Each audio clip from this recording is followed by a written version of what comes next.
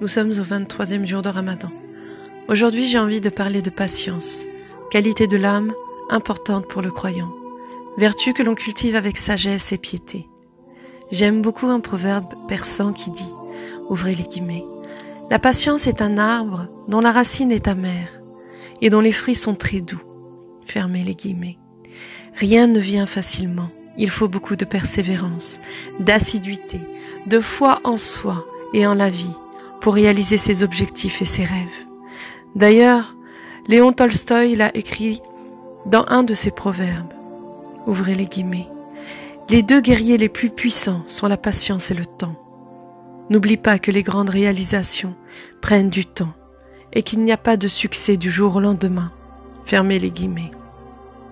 Je pourrais vous citer énormément de citations sur ce sujet inspirant, mais gare à l'impatience, qui peut être la raison de beaucoup de problèmes, comme la prise de décision sous le coup de l'impulsivité, les échecs, les conflits dans le couple ou au travail, et même dans la pratique quotidienne spirituelle. L'impatient veut tout immédiatement, ce qui va engendrer en lui de la frustration et dans certains cas de l'agressivité. Allah, exalté soit-il, ne nous dit-il pas dans la sourate 2, verset 153 « Ô les croyants, cherchez secours dans l'endurance et la prière, car Allah est avec ceux qui endurent. » Et dans la sourate 7, verset 128, Moïse dit à son peuple, « Demandez l'aide auprès d'Allah et soyez patients, car la terre appartient à Allah. Il en fait qui il veut parmi ses serviteurs, et la fin heureuse sera aux pieux. » L'endurance, la patience sont citées dans de nombreuses sourates. Et rappelez-vous l'histoire des prophètes qui ont vécu beaucoup d'épreuves dans leur mission de vie. Mais tous firent preuve de patience et de persévérance. Ils sont un modèle dans la pratique d'adoration du divin. Et je finirai par un hadith rapporté par Ibn As-Sakir et Hakim, qui montre la patience et la douceur du prophète sallallahu alayhi wa sallam envers les enfants.